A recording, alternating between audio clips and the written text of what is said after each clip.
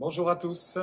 Nous sortons de cette fameuse période de Pâques et nous avons parlé la semaine dernière, vous vous en souvenez, de ce Jésus ressuscité qui est pour nous une tellement belle espérance. Nous avions évoqué, si vous vous en souvenez lundi passé, le fait que durant une semaine et pendant relativement longtemps, des siècles, la semaine qui suivait Pâques était considérée comme une semaine de congé pour permettre à chacun de remercier Dieu pour tout ce qu'il avait fait, ses miracles, toutes ces choses extraordinaires qui avaient été accomplies dans la vie de chacun. Je reviens vers cette notion de la résurrection. Lorsque nous entendons dans l'Évangile l'histoire de la résurrection, nous sommes émerveillés, nous sommes vraiment touchés. En même temps, nous reconnaissons que vivre de tels miracles est tellement incroyable.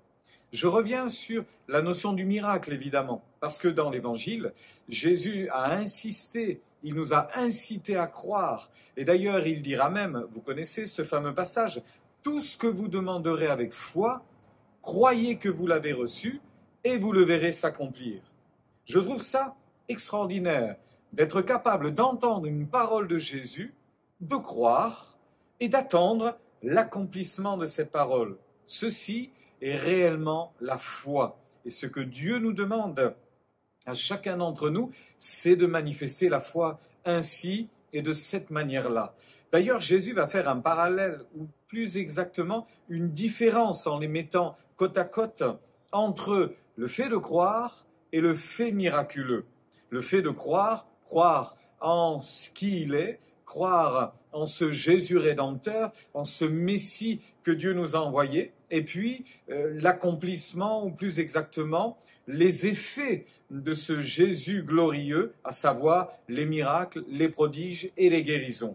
Je lis dans un évangile une expérience qu'a faite un homme. Il s'agit d'un homme qui est officier du roi Hérode, et voici l'expérience qu'il va vivre. À Capernaum vivait un haut fonctionnaire du roi Hérode. Son fils était très malade. Quand il apprit que Jésus était revenu de Judée en Galilée, il alla le trouver et le supplia de venir guérir son fils qui était sur le point de mourir. Jésus lui dit, « Serez-vous toujours incapable de croire si vous ne voyez pas de miracles et de choses extraordinaires ?» À cette question, le haut fonctionnaire ne répond pas.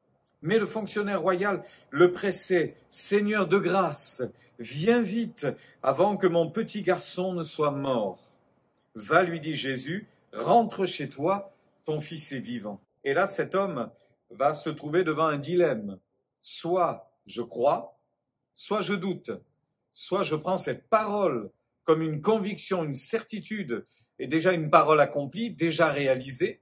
Soit j'en doute et je vais supplier Jésus de m'accompagner. C'était le test que Jésus est en train de lui faire passer et il va sortir vainqueur de ce test. Pourquoi ? Parce que l'Écriture dit ceci, « Cet homme crut sur parole et il repartit chez lui. Sur le chemin du retour, plusieurs de ses serviteurs accoururent à sa rencontre et lui annoncèrent « Ton fils est vivant ». Quoi de plus normal, me direz-vous, puisqu'il a cru et la parole de Jésus est oui, amen, elle s'accomplit toujours. Il leur demanda à quelle heure son état s'était amélioré et ils lui répondirent « La fièvre l'a quitté hier vers 1h de l'après-midi » et le père constata que c'était l'heure même où Jésus lui avait dit « Ton fils est vivant ». Dès lors, il crut ainsi que toute sa famille. J'aimerais vous encourager aujourd'hui et non pas simplement à réclamer un miracle et à croire que Dieu puisse faire un miracle, mais à croire tout ce que Jésus dit.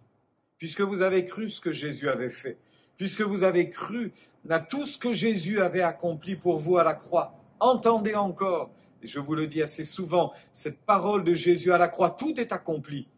Et croyez ce que Jésus dit comme un fait accompli, comme un fait déjà accompli. Tout ce que vous demanderez avec foi, croyez que vous l'avez déjà reçu et vous le verrez s'accomplir. Il y a quelque chose de logique dans ces promesses de l'Écriture, il y a quelque chose de tellement évident dans ces promesses de la parole de Dieu. Alors aujourd'hui encore, prenons courage, Aujourd'hui encore, soyons pleins de foi. Et puisque Jésus nous a dit qu'il était avec nous tous les jours jusqu'à la fin, et puisque Jésus nous a dit qu'il avait porté nos douleurs et nos langueurs et nos souffrances et nos peines en donnant sa vie à la croix, croyons que ce qu'il a dit est accompli et vivons-le encore. Soyez encouragés aujourd'hui. Sortez de vos malheurs et de vos peines par la grande porte, celle du miracle et de la guérison. Puisque vous avez cru, vous le verrez s'accomplir, et en le voyant s'accomplir, votre foi s'enracinera un peu plus dans cette grande vérité. Jésus est Seigneur, il est vivant et il revient bientôt. Que Dieu vous bénisse. Je vous souhaite vraiment une bonne journée bénie.